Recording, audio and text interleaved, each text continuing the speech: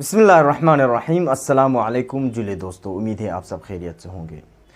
दोस्तों, हम सबको मालूम है कि अभी हिंदुस्तान में बहुत सारे हैपनिंग्स हो रहे हैं, पॉलिटिकल हैपनिंग्स हो रहे हैं। जैसे कि राहुल गांधी अब नए यात्रा पे भारत जोड़ो नए यात्रा पे चले गए हैं और आज अयोध्या में भी राम लल्ला या राम टेम्पल का भी उद्घाटन हो रहा है और बहुत सारे चीज़ें हैपनिंग्स हो रहे हैं। लेकिन इसी असना में इसराइल का बर्बरियत अभी गज़ा में जारी है और आज 22 जनवरी 2024 के दिन टोटल अफराद शहीदों के अफराद बढ़कर 25,105 हो गए हैं। दोस्तों, ये महीना शुरू होने से पहले यानी कि 1 जनवरी को ये तादाद 21,978 था। अब ये बढ़कर 25,105 हो गए हैं। तो दोस्तों, इसी 24 दिन में कितने सारे फ़लस्तीनियों को इसराइल बम के ज़रिए अपना निशाना बना रहे हैं और शहीद कर रहे हैं।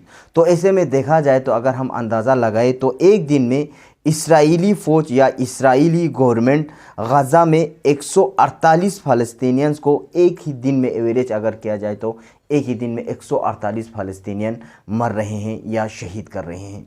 तो दोस्तों, अगर इसके असना में अगर हम इसराइल में देखा जाए तो जब से हमास ने अटैक किया है 7 अक्टूबर से, तब से इसराइल में जो इसराइली मरने की तादाद है वो इस जंग से जो सिविलियंस की बात कर रहे हैं तो 1139 ही है।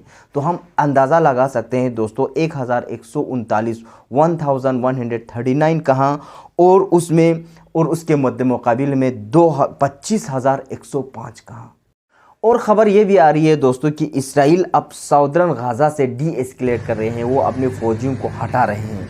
लेकिन प्राइम मिनिस्टर नेतन्याहू ने जो हमास के साथ एक मुआहिदा होना था जिसमें जो कतर या दूसरे जो ममालिक मिलकर एक नेगोशिएशन करने की कोशिश कर रहे थे हमास और इसराइल के बीच में, यही कहते हुए कि जितने भी हॉस्टेजेस है एक दूसरे को हॉस्टेजेस को रिलीज़ किया जाए और साथ ही साथ ये जो अभी ऑनगोइंग जो वार चल रहा है उस पर सीज़ फायर हो, जंग बंदी हो। लेकिन प्राइम मिनिस्टर नेतन्याहू ने बिल्कुल उन्होंने जो प्रपोज़ल लेके गया था वो उसको बिल्कुल रद्द किया है और जंग को जारी रखने के लिए कहा है। इसी के साथ साथ अब दुनिया के मुख्तलिफ ममालिक में ये सारे प्रोटेस्ट तो हो रहे हैं, भले ही हुकूमत इसराइल के हित में हो, चाहे वो अरबियन कंट्रीज़ में हो, मुस्लिम कंट्रीज़ में हो, नॉन मुस्लिम कंट्रीज़ में हो या जो क्रिश्चियन कंट्रीज़ में हो। लेकिन आवाम लगातार सड़कों पर आ रही है, लगातार अपने सरकार के ख़िलाफ़ मुज़ाहिरे जारी है और ये मुज़ाहिरे अब इजिप्ट में भी देखने को मिला है दोस्तों और अरबियन कंट्रीज़ में भी अब धीरे धीरे उभर रहे हैं। लेकिन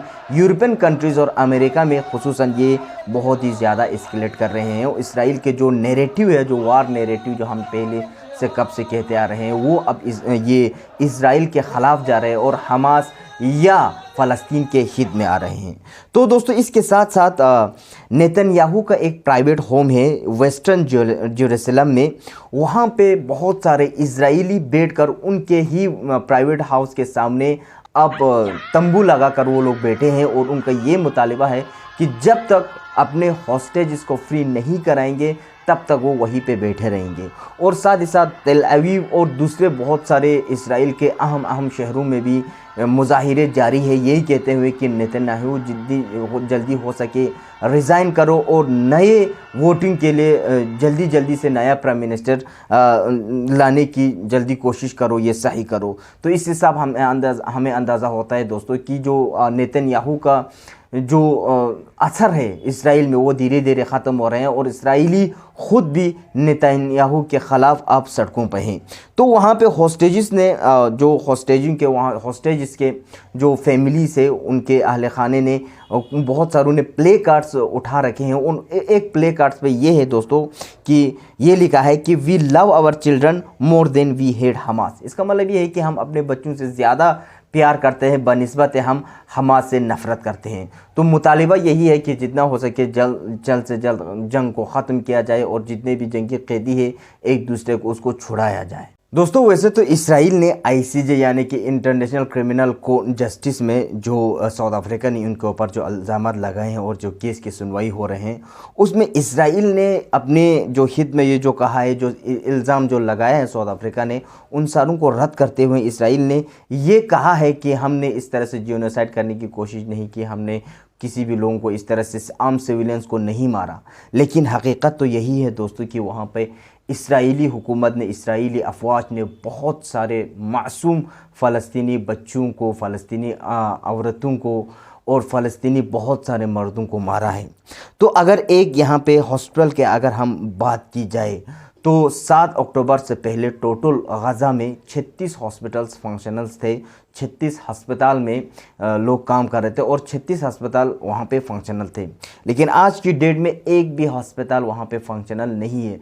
सारे के सारे अस्पतालों को इसराइल ने बम मारकर सारों को बिल्कुल तबाह व बर्बाद किया है। तो अस्पताल की बात ही छोड़ो, अस्पताल के साथ साथ स्कूल से, कॉलेज से, यूनिवर्सिटी से, मसाजिद है या चर्च से, किसी को भी नहीं छोड़ा। और वहाँ पे जितने आसार कदीमा हज़ारों सालों के 2-2 हज़ार साल के वहाँ के बिल्डिंग्स थे, सारों को नहीं छोड़ा, किसी को भी नहीं छोड़ा है। दोस्तों जैसे साउथ अफ्रीका का जो केस है आईसीजे में, वो अभी ऑनगोइंग है, जारी है, अभी उन पर फैसला आना अभी बाकी है। अब नई खबर ये निकल कर आ रही है दोस्तों कि मेक्सिको और चिले या चील, ये दोनों ममालिक ने भी इसराइल के ख़िलाफ़ आईसीसी यानी कि इंटरनेशनल क्रिमिनल कोर्ट में अपना मुकदमा दर्ज किया है। ये मुकदमा इस आधार पर है कि इसराइल ने जब से 7 अक्टूबर से हमास ने हमला किया है, उसके बाद लगातार इसराइल आम सिविलियंस पर, फ़लस्तीनी आम सिविलियंस पर जुल्म कर रहे हैं। और ये इंटरनेशनल लॉ के मुताबिक है, सारे इंसानी हुदूद तोड़कर उन लोगों ने बहुत ही बड़ी जानवर या हैवानियत की जैसी काम की है और इस पर सज़ा हो जाए। और उस दोस्तों इसके साथ साथ एक ख़बर ये भी आ रही है कि इंडोनेशिया ने भी इसराइल के ख़िलाफ़ एक केस दर्ज किया है। और ये केस सिर्फ 7 अक्टूबर से ही नहीं है, ये केस पूरे 78 सालों का जो इसराइल ने गैर कानूनी तौर पर जो फ़लस्तीन के जो जगहों पर कब्ज़ा करके रखा है, जैसे कि गज़ा में, वेस्ट बैंक में, उन सारों का जो लेकर एक केस लेकर गया है आईसीसी में, जहां पर फिर से यही इल्ज़ामात लगाए हैं इंडोनेशिया ने भी कि इसराइल ने पिछले 78 सालों से जुल्म कर रहे हैं फ़लस्तीनियों पर और सारे इंटरनेशनल लॉज को, इंटरनेशनल लॉ के हुदूद को उन्होंने तोड़ा है और ये जुल्म अभी भी जारी है। और इसके साथ साथ अब लेबनान और जो फ्रंट, लेबनान और इसराइल का जो फ्रंट है, उस पर जंग अभी लगातार जारी है। और हूतीस ने भी अब जो रेड सी में, बहर अहमर में इसराइलियों के ख़िलाफ़ या जो यूएस एयरजेट्स के ख़िलाफ़, साथ ही साथ जो शिप्स के ख़िलाफ़ लगातार अपने मुज़ाहमत जारी रखा है। और ये कहा है कि जब तक इसराइल गज़ा में सीज़ फायर नहीं करेंगे तब तक हम जंग नहीं रोकेंगे। जितने भी जो यूएस के साथ जितने भी गठबंधन करके जिस तरह से ब्रिटेन ने हमला किया था, उनका कुछ हूतीस पर असर नहीं पड़ रहा है। तो फ़िलहाल आज की वीडियो में इतना ही दोस्तों, अपना ख्याल रखिएगा। खुदा हाफिज़।